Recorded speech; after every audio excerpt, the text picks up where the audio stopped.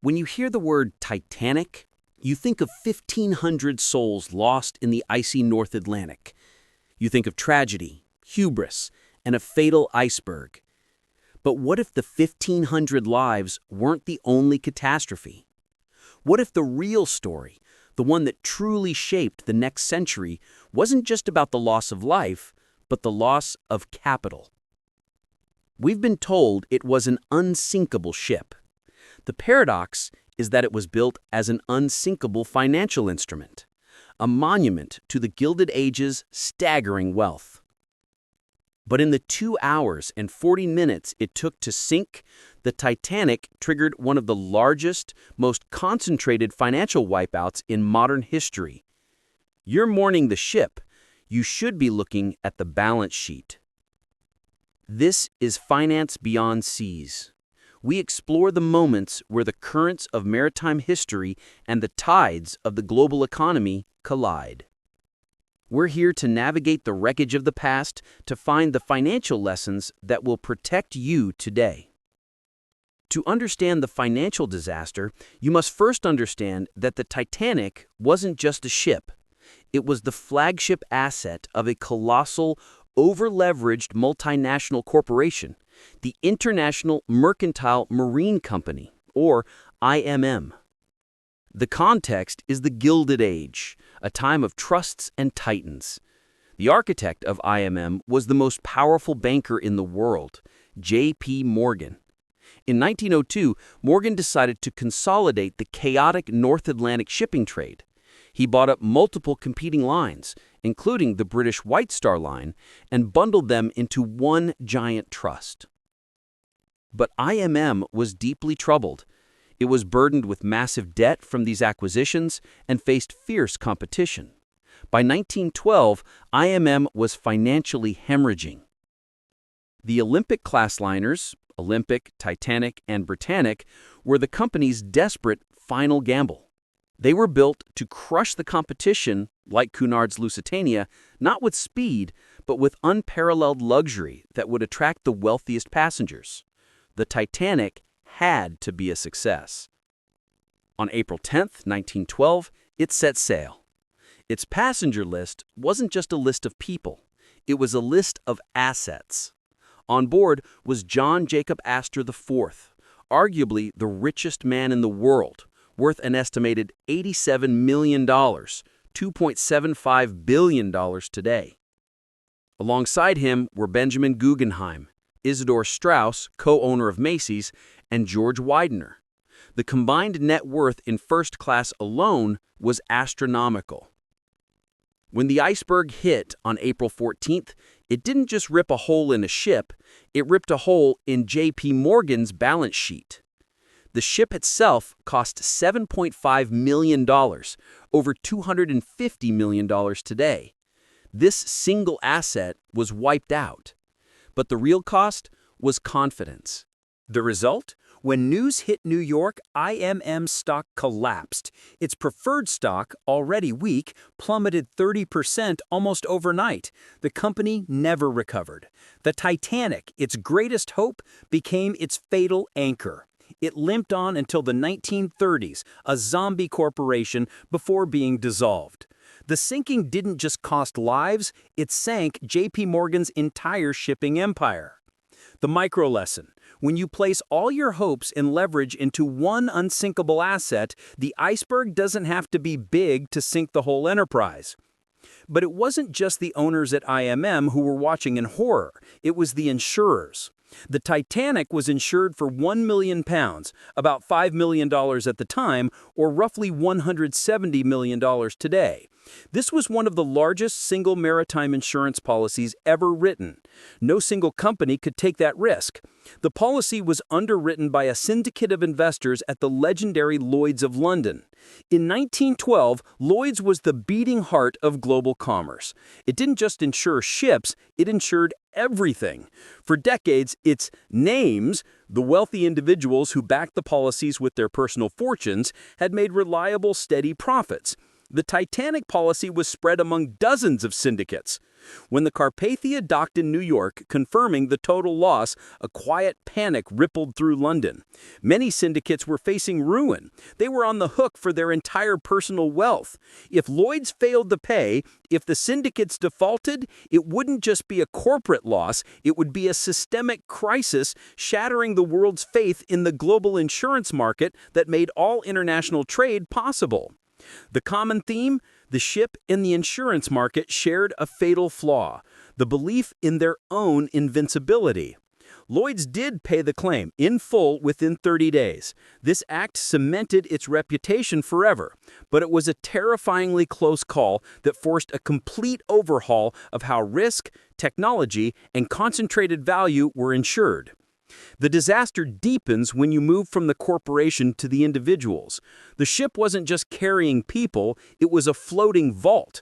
The ship's manifest lifted a vast cargo, 3,000 bags of mail, casks of wine, automobiles, and even cases of opium. But the real value was in the first-class purser's safe. It held a fortune in diamonds, pearls, bonds, and cash. One passenger alone, Eleanor Widner, filed a claim for pearls and rubies valued at over $2 million in today's money. All of it went to the bottom. But the most significant financial event was the death of the Titans themselves. When John Jacob Astor IV died, he didn't just leave a widow, he left a $2.75 billion estate. The sudden loss of these men, Astor, Guggenheim, Strauss, was like a small, targeted meteor strike on the Gilded Age elite. Their deaths froze assets, triggered liquidations, and sent shockwaves through the real estate and industrial markets they dominated. The sinking was a forced, chaotic, and instant transfer, or destruction, of generational wealth. The pattern was clear. The ship was a microcosm of the 1912 financial world, opulent, arrogant, and fatally fragile. Fast forward to today. We no longer build unsinkable ships. Instead, we build unsinkable financial systems. Think of the 2008 financial crisis. Lehman Brothers was the Titanic of investment banking. It was a 158-year-old institution, a titan of Wall Street. Its iceberg wasn't ice. It was a complex web of subprime mortgages and credit default swaps. These CDSs were the insurance policies. And just like at Lloyd's, the insurer, IAG, had written so many policies that when the ship, Lehman, went down, IAG became systemically dangerous. The government had to step in with a massive $182 billion bailout, the modern equivalent of saving Lloyd's from collapse. Or consider the 2021 Ever Given blockage in the Suez Canal. One single unsinkable container ship, lodged sideways, halted nearly $10 billion per day in global trade. It proved that our modern supply chains are just as fragile, just as reliant on single points of failure as the Titanic was. The pattern is clear. We package our wealth into complex, highly leveraged vessels, be it a superliner, an investment bank, or a global supply chain. We become so mesmerized by their size and sophistication that we ignore their fragility. We believe that technology, watertight compartments, complex derivatives, just-in-time logistics, has eliminated risk. It hasn't. It has just concentrated it. The Titanic sinking wasn't a black swan, it was a warning we have ignored for over 110 years. So, what does this mean for you? You're not a Gilded Age tycoon, you're not on a doomed ocean liner, so why should you care? You should care because your pension, your savings, your mortgage, and your job are all passengers on a modern financial Titanic. You've been told the system is safe. You've been told the banks are well capitalized and the markets are resilient. But what are the modern icebergs? A sudden spike in interest rates? A sovereign debt crisis? A cyber attack that freezes the payment system? A pandemic that shatters supply chains?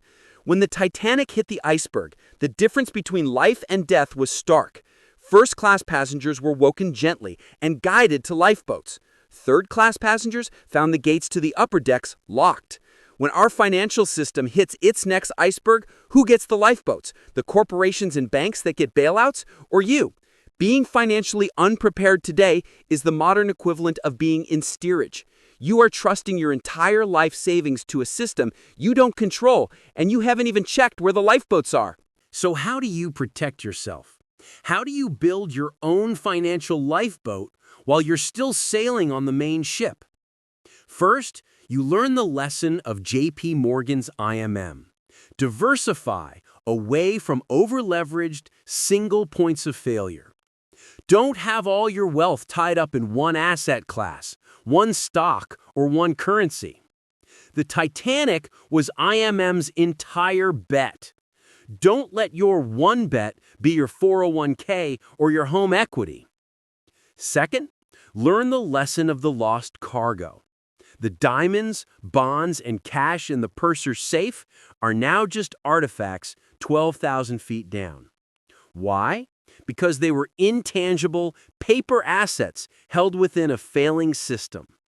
The survivors were the ones who made it onto a physical lifeboat. Your financial lifeboat must be made of tangible assets that exist outside the digital ledger and the banking system. Gold and silver. Physical precious metals are the financial lifeboat of last resort. They have been for 5,000 years. They cannot be inflated by a central bank, and they are not someone else's liability. Productive land. Land that can grow food or provide resources. Skills, the ultimate unsinkable asset. Can you build, fix, teach, or create something of value? A skill is the one asset that cannot be defaulted on or left at the bottom of the ocean. This isn't about paranoia, it's about prudence. The passengers who survived the Titanic were the ones who, when they felt the shudder, put on their life belts and went on deck, while others went back to sleep. The Titanic is not just a tragedy, it is a timeless parable about finance, technology, and hubris. We live in an age of financial titans who build systems of immense complexity and scale. They name them resilient, secure, and too big to fail. They are all, at their core, new Titanics. History doesn't repeat, but as Mark Twain supposedly said, it rhymes. We are still sailing in the dark, at full speed, through a known ice field, convinced that this time we're smart enough to see the danger. The iceberg is always out there. It may be inflation, a debt crisis, or a war. Do not be mesmerized by the lights and the music of the first-class lounge. Understand the financial vessel you are on, know where the exits are, and build your own lifeboat. If this story made you question the unsinkable systems you rely on, subscribe to Finance Beyond Seas. We're here to navigate the deep waters of history so you can stay afloat in the present. Join the voyage.